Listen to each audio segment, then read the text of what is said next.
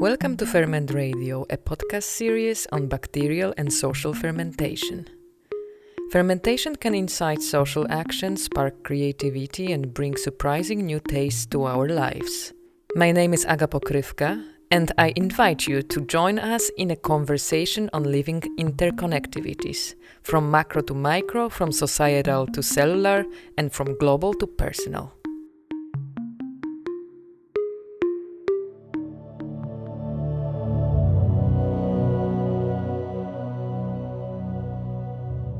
We communicate with the outside world based on the information we receive through our senses.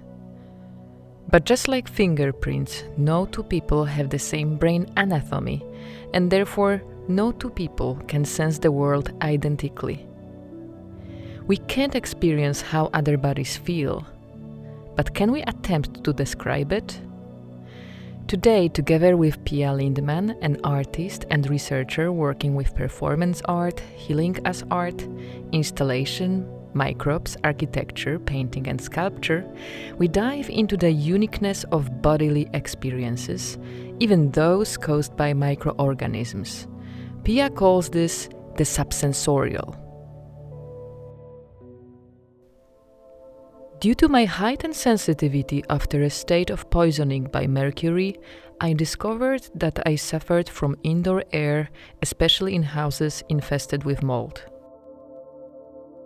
Mold may produce nerve toxins similar to mercury, and my nervous system, now well trained, react to these toxins.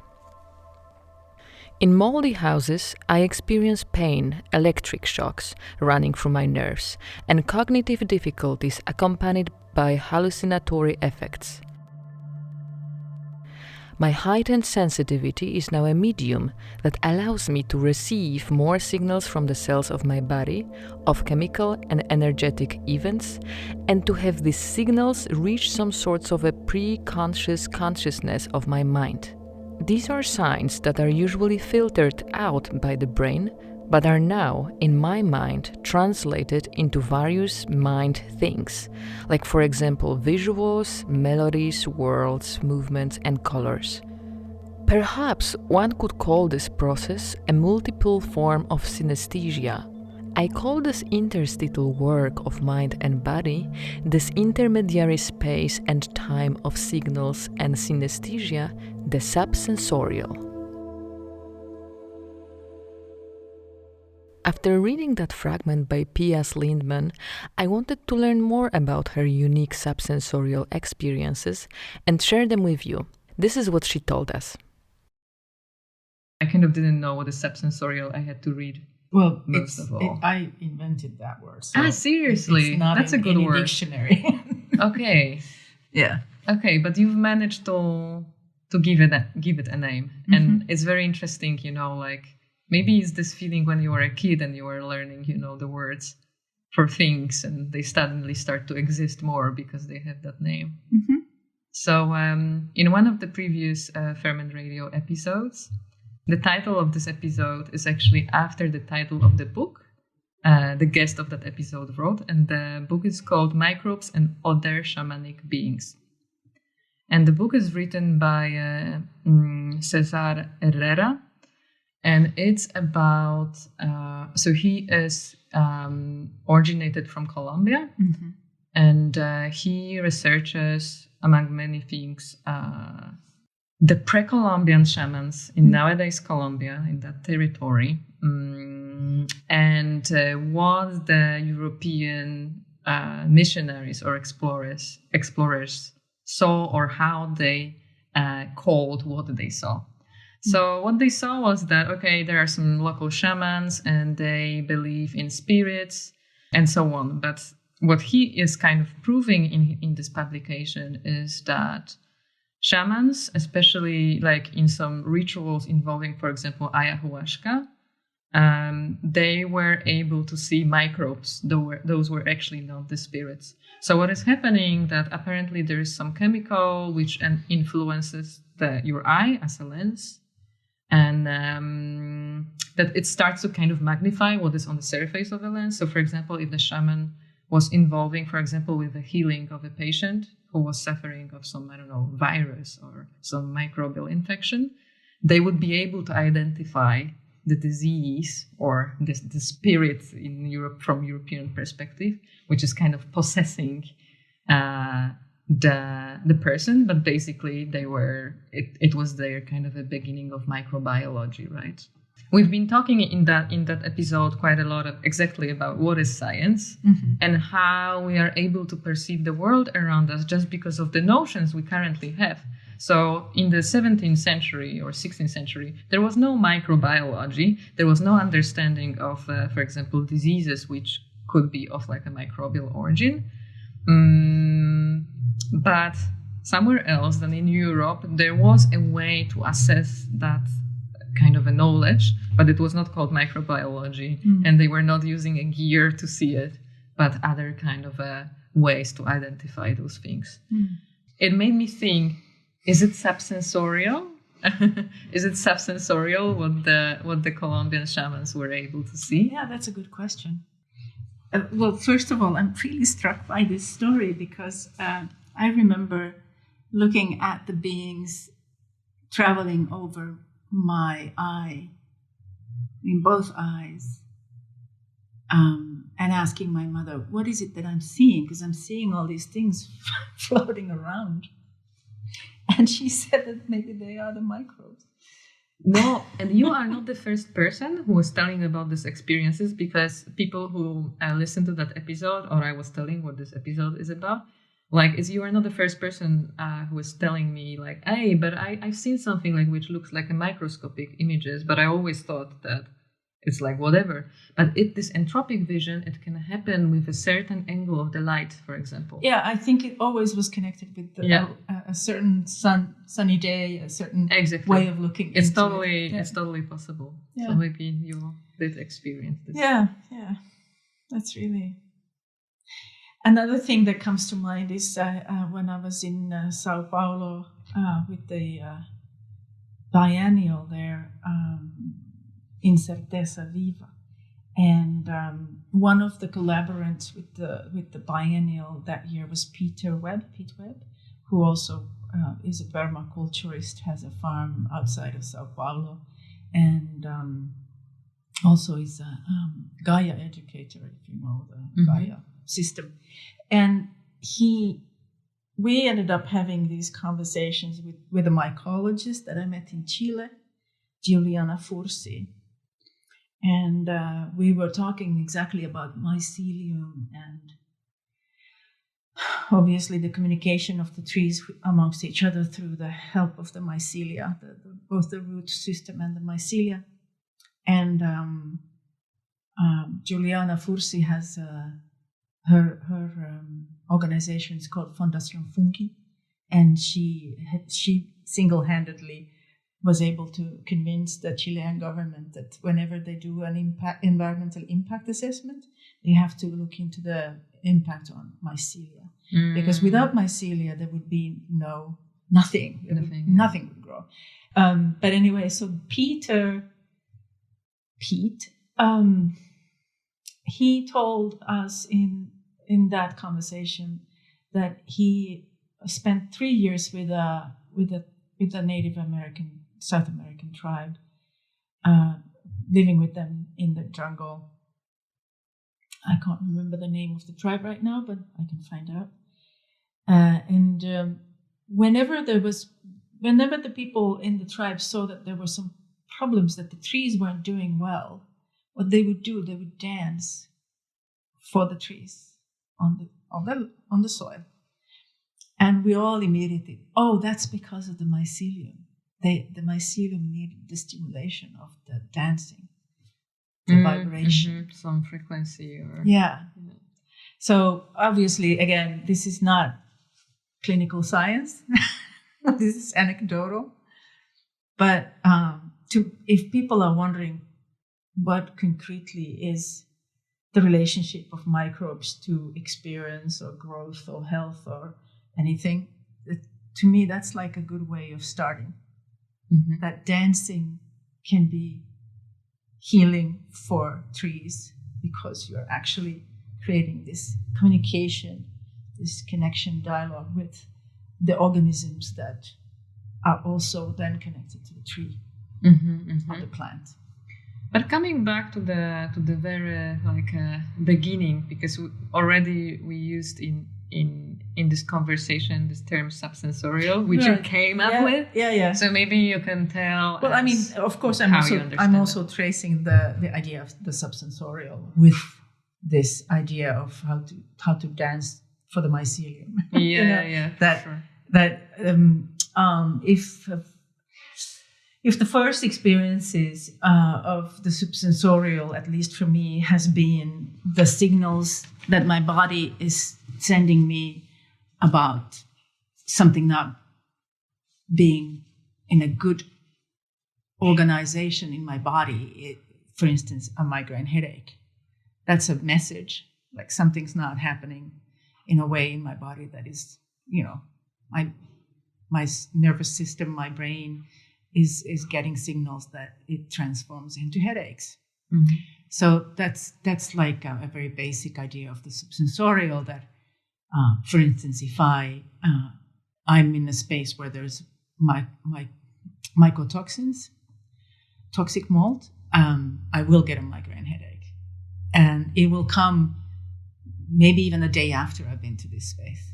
Or I get vertigo. And then I have to start translating this message, like what's going on? What did I take in? What happened to my nervous system? What was the signal that it was getting? And that's a way to look at it like an instrument to understand how the environment is impacting you on a kind of a health body level. But for me, the subsensorial is much more than just that. It is also about like the example of dancing for the mycelia. That's another way of working subsensorially, that you are sending a message that you can contribute to the sort of constant husbuzz and murmur of the universe, if you want to say it that way. So what's your earliest memory that you kind of felt that there is this dialogue window, let's say, right? Because as you said, it goes both directions. Do you have like some experience which was kind of crucial to start to think that direction? I mean, for me, the sort of this big leap happened quite late in my life because I did get sick from toxic mold. And before that, I discovered that, I got sick and I discovered that I was sick from mercury poisoning. And mercury is a nerve toxin. And whilst going through this huge crisis health-wise in terms of the mercury, I literally could sort of sense how my nervous system transformed and became something that it is now, which is that it is super sensitive, and I get these reactions that I have to learn to understand. So there is a background to this whole work that comes from severe urgency about the body. And not only that, it's a severe urgency about the body in relation to pollutants in the world. So to me also there's that bigger picture about, hey, what is it that we're doing to ourselves and everybody else and everything else in this world when we are, messing with a lot of pollutants. But when you ask me in this way, what would be my earliest memory or experience, then I start to think of much deeper questions about that also involve my psyche. And that's definitely not something that you should sort of cut away from this conversation. If you are sort of trying to have a connection and understand what happens in your body, in your system, and in the world in a subsensorial level, you also need to kind of understand that whatever micro messages your body, your soul, your cells, or your nervous system is kind of sending out into the body, and then when they reach your awareness, your brain, obviously your psychology will contribute to the interpretation of those signals. So it's always a combination. And when you're talking about these first experiences, I'm thinking of a very early childhood experience where I was deeply traumatized and had an out-of-body experience. So I was 4. So I think that for me, possibly that kind of experience has been something that has sort of already set my psyche onto a course where I'm sort of ready to understand that messages might be coming through that might seem weird or hallucinogenic, but are actually part of the world of experience. And so that I think that was something that definitely has set the course for me. A second thing would have been at the age of 12, going out on a ski trip into the archipelago, early spring with this amazing sun, and traversing through landscapes in a particular way. It's a particular embodied way where you're skiing, so you're able to move reasonably fast, and you're able to move over places that you otherwise wouldn't, like ice, and just crossing an island back onto ice, and these amazing moments. And of course, at the time of the year when you're on one side of the island, it's winter. You go on to the other side of the island, it looks like summer because the sun has already. So there are these moments that are very, very miracle, seem like miracles, like these mysteries. And I remember doing that at the age of 12 and suddenly being totally blown away, completely blown away by the amazement, by the immensity of this landscape.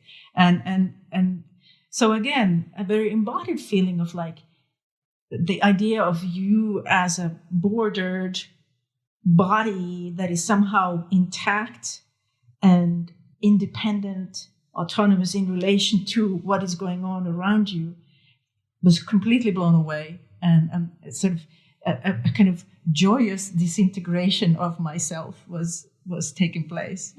Wow.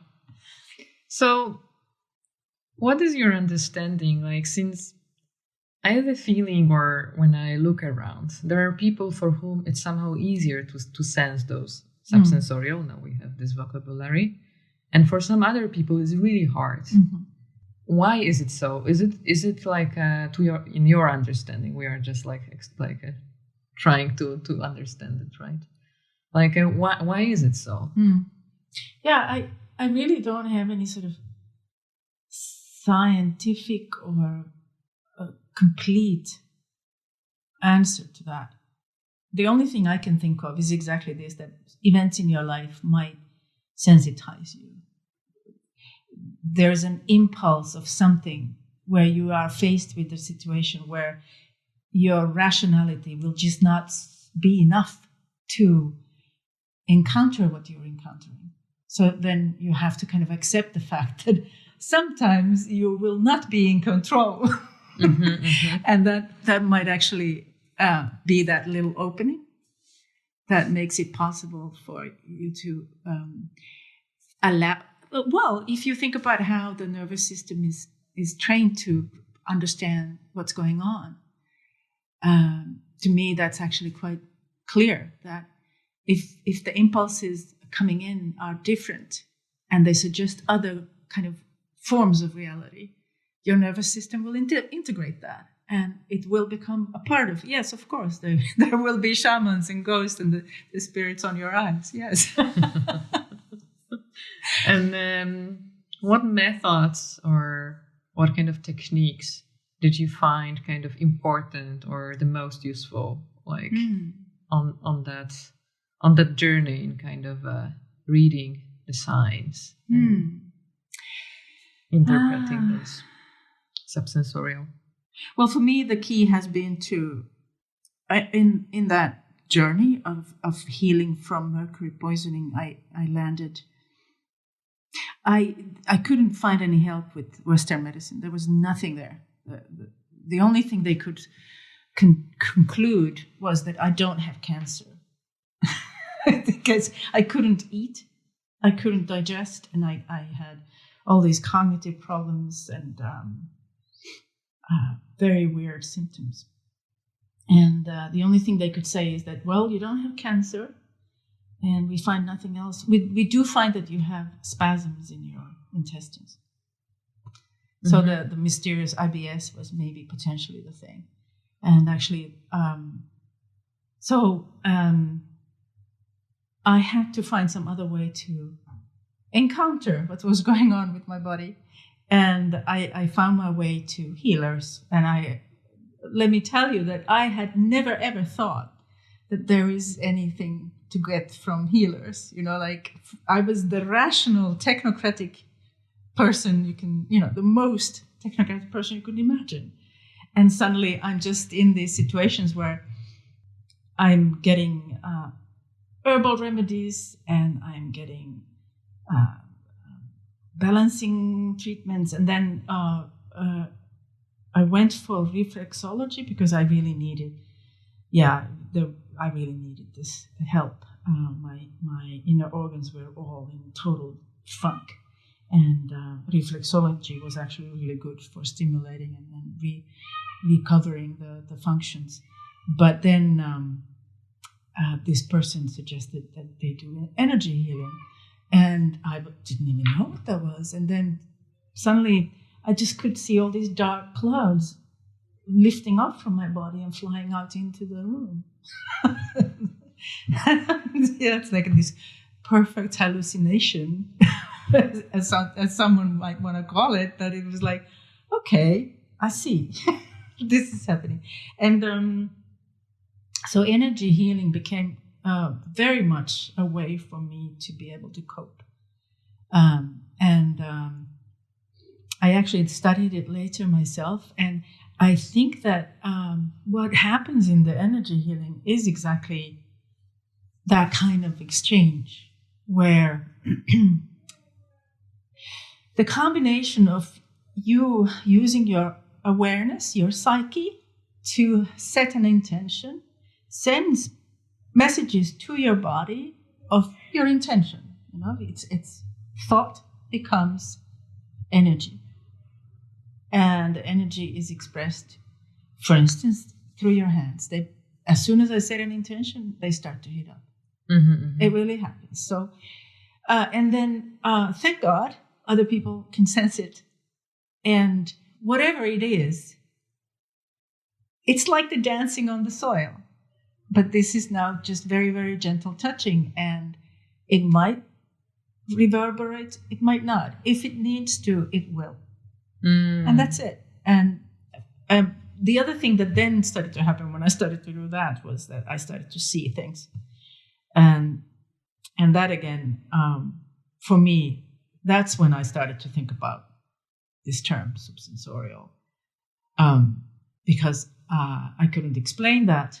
It was like those clouds that were going out of my body, but then I started to see much, much more distinct things, hear things, and they were not things that came from me. They came from the exchange, not necessarily from the person, not from a ghost in the room, but as far as I see it, they came from the exchange. I have an intention, energy goes into my hands, something is reacting in the body that's receiving the energy, and that becomes some sort of reverberation that some part of my skin or cells in my body are reacting to, and then it's translating to images and words. And of course, again, my psyche takes that. It's my psyche that's interpreting. So there's this, I don't want to, what's really important for me is that I don't want to say that the messages are pure. That there is I don't want to get into that whole idea of that there is this one clear message that somehow so purely comes through to me that the message that I'm going to then utter is like God's word. The truth. Yeah, the truth. That's not it. It's a dialogue, an exchange. That's for me very important. So doing the exchange in the form of energy healing was my first way to understand that this is what happens. And this is something And it has some kind of impact, because I also noticed that when I would then tell people what I saw, most often they had some relation to what it is. Like I didn't know what I saw. I tell them what I saw, and they're like, oh, okay, I know what this is. So I was like, okay, so this somehow works. But then to me, that really was the window into this whole, like a more sort of deepened dialogue that can become forms of language, forms of art that other people can see. So there's a way to communicate. So that was, in my mind, good. And I have to say that also talking to Lars Bang Larsen in Sao Paulo. Lars was the curator who brought me to Sao Paulo. And so we had this conversation about what it is that I'm doing. And because he talked about helioitisika suprasensorial, that's when I actually did say, oh, but then what I'm doing is subsensorial. Ah, okay. So he needs to be credited for this. That I came up with it thanks to that dialogue. Ah, that's amazing. Yeah, it was really amazing, because it was like, I said it and then I was like, oh, that's actually not a bad word to describe it.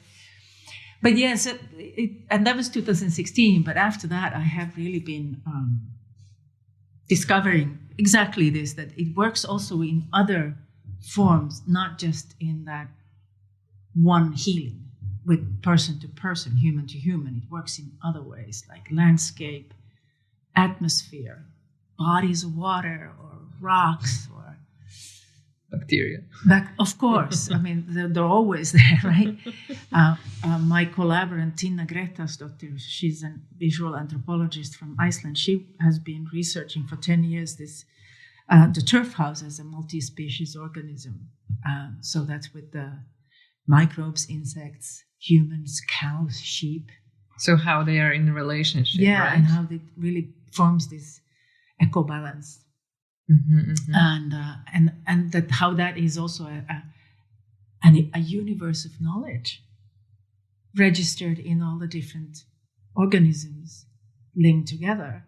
And when modernism stepped in and was like, whoa, these are old and nasty and people get sick here, and let's just destroy them. People should live in real houses. That universe was destroyed. So when we talk about these ends of worlds, that was one. And I mean, there are a few left, and we're actually now in July, we're going to go and visit one of them. Oh, wow. That's great. Yeah. So how they are exactly built? The Icelandic turf house is quite a feat of engineering. It's half dug into the soil, and then they actually build these spaces between the house itself and then the mounds of turf, so that there is actually a way to drain and ventilate, so that you don't get moldy. What about the floor? What is it made of? Do you know? There are wooden floors, but there's a similar system. You have to have a drainage. You have to keep it dry. But then the turf really comes all over you, and you know that there are places where the cows live. There are the sheep. There are the living room, this bastue, sauna, really, and all under one and the same turf mound. So their entire villages almost like complex systems that they used to have. So it's very interesting. And of course, I mean, again, in Sao Paulo, I did that the first time I tested out, but now I also built my own house this way. And then at Aalto, I built my office space this way. So, really? Not with the turf, but with clay and reed. But you built it within the building, or? Yes. Okay. Yes. I mean, when I went to Aalto, I discovered that there was some toxic mold there as well. And I was like, I just can't do another one of these that I'm teaching in cafes only. So I got permission to build a clay room inside the room. And we actually did a whole clinical research into this. with Mirja Salkenoja-Salonen, who's this mycologist in Finland, specialized in these problems with the indoor air, who would definitely be a person to talk to about subsensoriality, because she has been able to show that, for instance, how cells, they communicate to each other with bursts of gases that are sulfur. It's a type of sulfuric gas, as far as I can remember. I should check this. But, And they're like microbursts of gas. And just that burst will communicate to the other cell that, oh, okay, this is happening. And then onwards and onwards. So she really is there looking at these micro messages very much. And so she did a test with my clay room and the room outside the clay room, within which the clay room was. And she was able to show that there are similar molds growing inside. Well, could be, the spores are in the same spores are in the two rooms. But the spores in the big room, when she had them grow, they started to produce toxins. But the spores from my clay room, when they grew, they didn't produce toxins. And again, Juliana Fursi would say that's because the molds in the other room, the big room, are stressed. So they are defending themselves. And the mold that was growing in my clay room were happy. They didn't need to defend themselves. So again, it's this, what kind of when you build your environment, when you build your house, you should build it so that everybody will be happy, not just yourself and your kids and your dog, and also the insects and the molds and the microbes. They all should be happy. That's how you should build it. Something I was really wondering regarding subsensorial. Like these days, I think there is more and more awareness regarding like hypersensitive personalities. So there is this term that's yes, there are people whose sensitivity is higher, and you could talk about neurodiversity as well. Exactly. And I was wondering how much these two are related in your opinion. Because we were already kind of touching upon this, that some people are more sensitive to those things or not.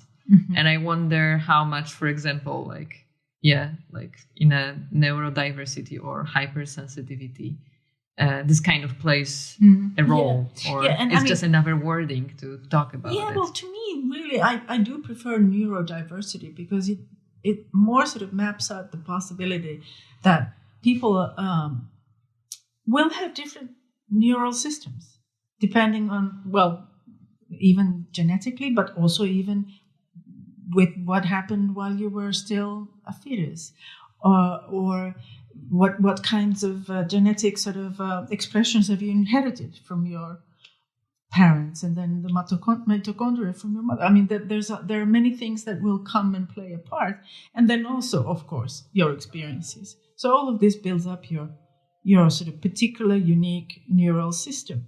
And to me, that's a better way to talk about it than, for instance, simply talk about sensitivity, because a lot of times, and this is now very sociological to say this,